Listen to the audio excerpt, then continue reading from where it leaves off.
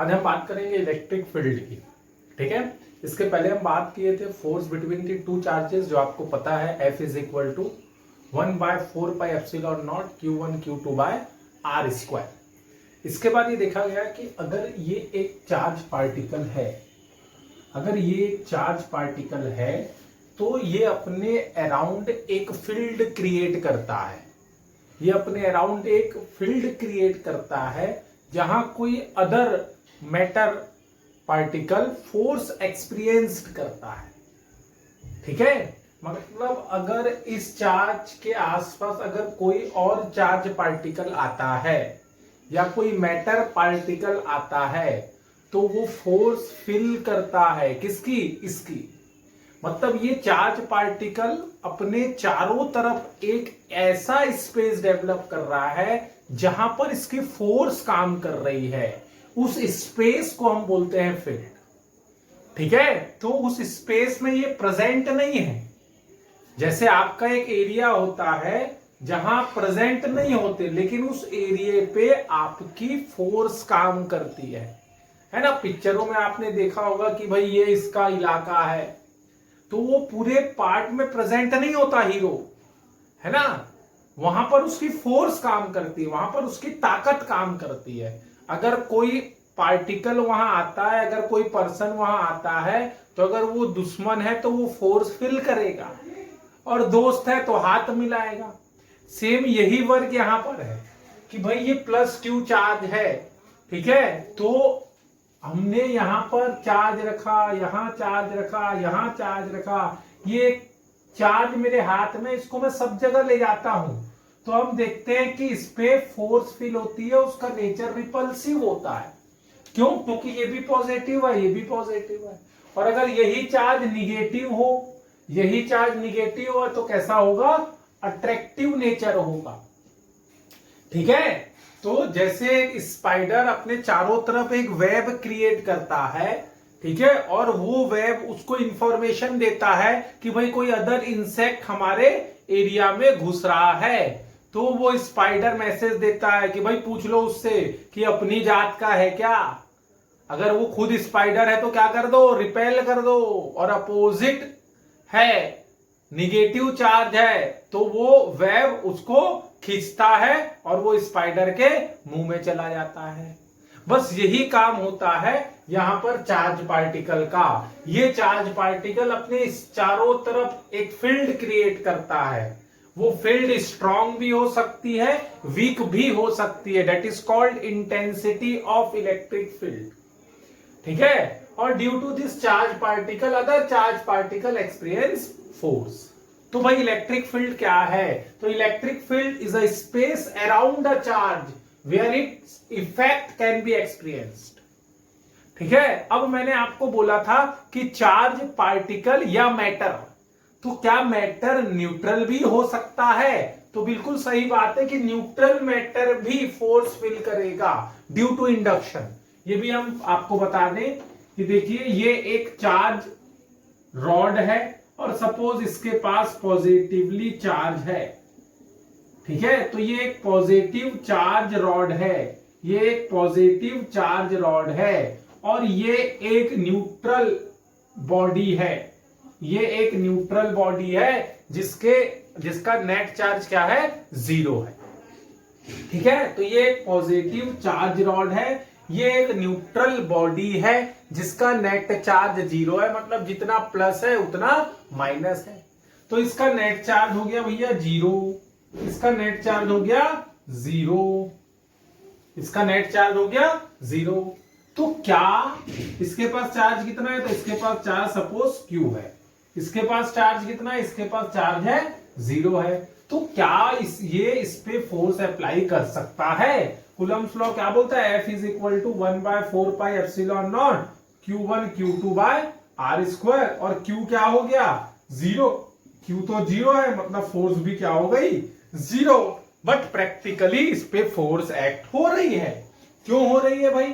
तो इसका net charge 0 है, लेकिन ये प्लस माइनस को अट्रैक्ट करेगा। ठीक है, और ये प्लस को क्या करेगा? रिपेल करेगा। ठीक है, तो ये डिस्टेंस हो गया R1 और ये डिस्टेंस हो गया R2 and R1 is less than R2।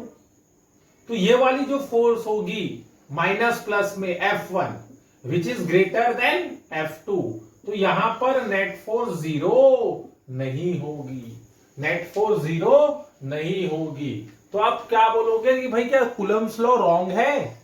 भाई कूलम्ब्स लॉ के अकॉर्डिंग तो फोर्स जीरो आ रही है, लेकिन यहां पर प्रैक्टिकली हम देख रहे हैं कि यहां पर फोर्स नेट कुछ बन रही है, क्योंकि R1 is less than R2 है, और फोर्स जो है वो सेपरेशन बिटवीन द चार्जेस पे डिपेंड करती है। भाई जिसका R छोटा है वहां फोर्स ज्यादा होगी, मतलब इस न्यूट्रल बॉडी पे नेट फोर्स अप्लाई होती है। ठीक है, तो क्या कूलम्ब्स लॉ रॉन्ग हो गया? तो नहीं भैया, कूलम्ब्स लॉ तो राइट है, कूलम्ब्स लॉ राइट है, आपने रॉन्ग मेथड यूज कर रहे हैं। कूलम्ब्स लॉ जो है वो पॉइंट चार्जेस के लिए है, और यहां पर क्या है, यहां कंटिन्यूअस चार्ज बॉडी है। ठीक है, ये नंबर ऑफ चार्जेस हैं, एक बॉडी पे चार्ज ले रहे हैं, बल्कि कूलम्ब्स लॉ किसके लिए है? Coulomb's law point charges, point charge के लिए है। कूलम्ब्स लॉ पॉइंट चार्ज में एक्ट होता है, मैंने आपको कई बार बताया है, और ये बॉडी के लिए आपने कूलम्ब्स लॉ अप्लाई कर दिया, जो कि रॉन्ग कर दिया। ठीक है, तो न्यूट्रल बॉडी भी अगर चार्ज बॉडी के आसपास आती है तो वो भी क्या फील करेगी? फोर्स फील करेगी। ठीक है, तो एक चार्ज पार्टिकल अदर चार्ज पे क्या अप्लाई करेगा? फोर्स अप्लाई करता है, और जिस स्पेस पे, जिस वॉल्यूम पे वो फोर्स लगाता है उसी को हम बोलते हैं उसकी इलेक्ट्रिक फील्ड। ठीक है, और उसके बाद इलेक्ट्रिक फील्ड को विजुलाइज किया गया कि भाई आप और मैं इलेक्ट्रिक फील्ड देखना चाहते हैं। भाई इलेक्ट्रिक फील्ड दिखेगी तो नहीं, है ना, जितने एरिया पे, जितने स्पेस पे फोर्स काम कर रही है वो जो है वो फील्ड है, बट मैं उस फील्ड को दिखाना चाहता हूं आपको। ठीक है, मैं बताना चाहता हूं कि भैया ये फील्ड ऐसी दिखती है।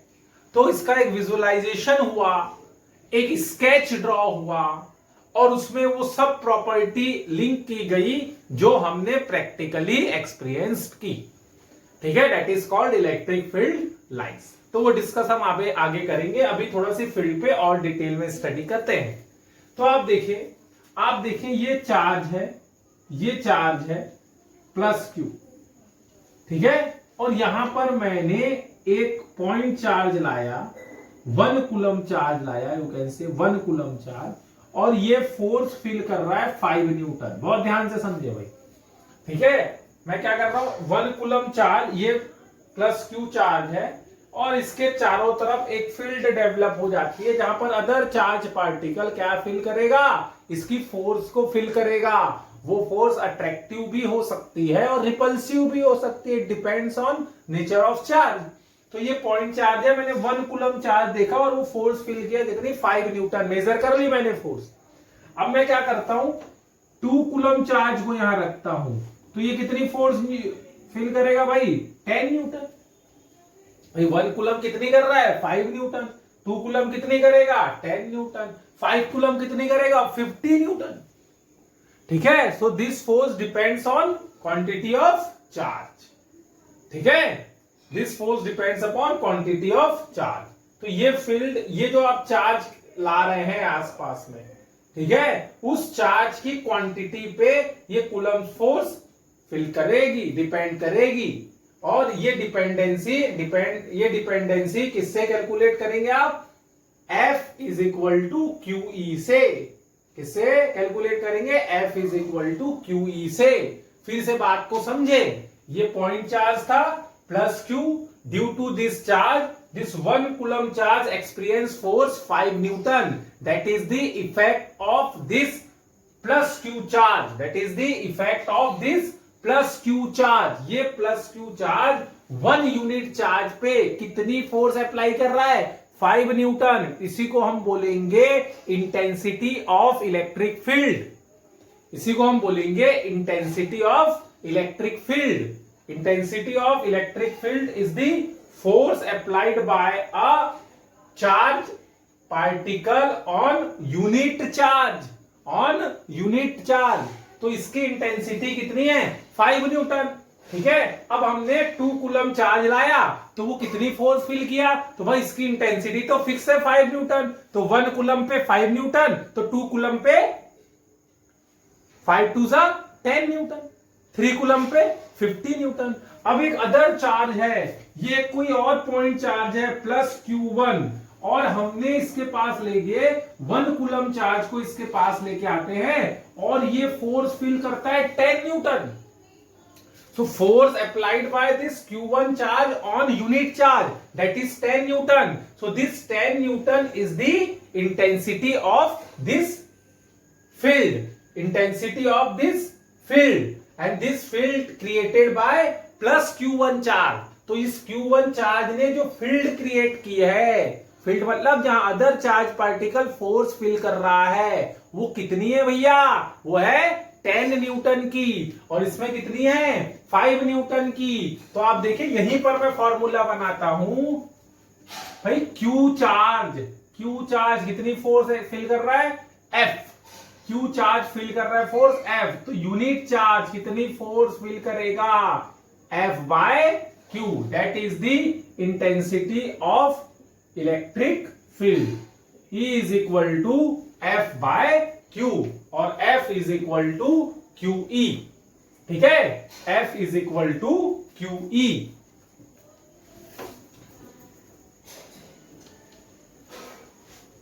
F is equal to QE। अब देखिए E तो फिक्स है भाई 5 न्यूटन, अब 1 है तो 5 न्यूटन, चार्ज आपने लाया 2 तो फोर्स कितनी आ गई? 10 न्यूटन, चार्ज आपने रखा 3 कूलम तो फोर्स कितनी हो गई भाई? 50 न्यूटन।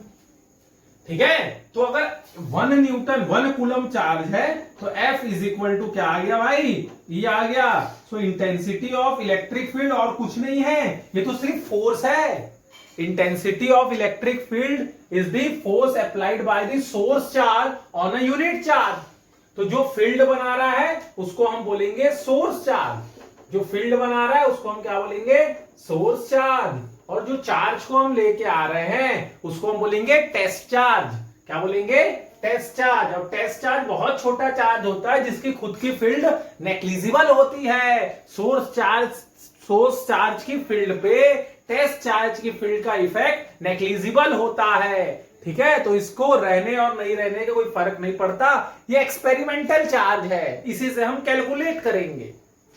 ठीक है मेरे भाई, समझ आया क्या? तो Q पे कितनी फोर्स? F, तो यूनिट चार्ज पे कितनी? F बाय Q, तो force per unit charge is called intensity of electric field, is called intensity of electric field. तो आपको ये बताना चाह रहा हूं मैं कि ये जो फील्ड है वो किसकी बनती है? सोर्स चार्ज की बनती है। जिस चार्ज को हम लेके आते हैं उसको क्या बोलते हैं?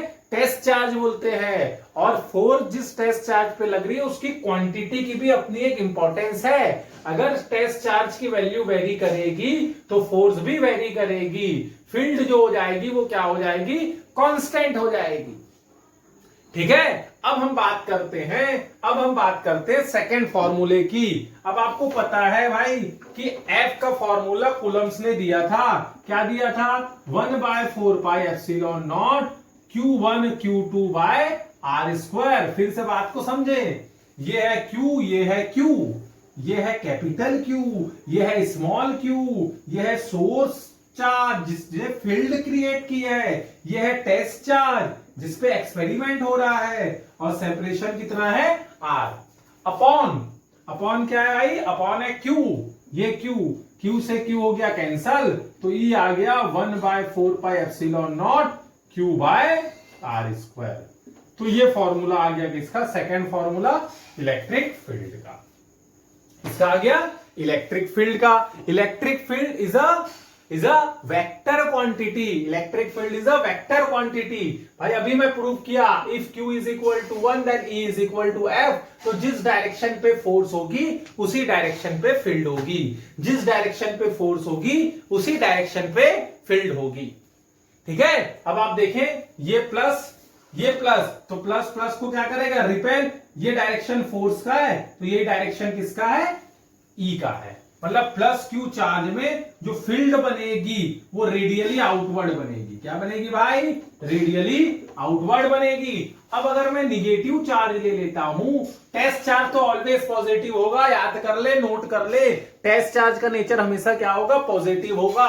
तो अगर मैं सोर्स चार्ज को निगेटिव ले रहा हूं तो फोर्स अट्रैक्टिव होगी, फोर्स अट्रैक्टिव होगी तो फील्ड भी कैसी होगी, टुवर्ड्स दी सोर्स चार्ज, तो रेडियली इनवर्स। तो याद रखें भाई कि पॉजिटिव चार्ज की फील्ड जो होगी वो रेडियली आउटवर्ड्स होगी, निगेटिव चार्ज की जो फील्ड होगी उसका डायरेक्शन रेडियली इनवर्ड्स होगा, रेडियल में एक लाइन पे भाई।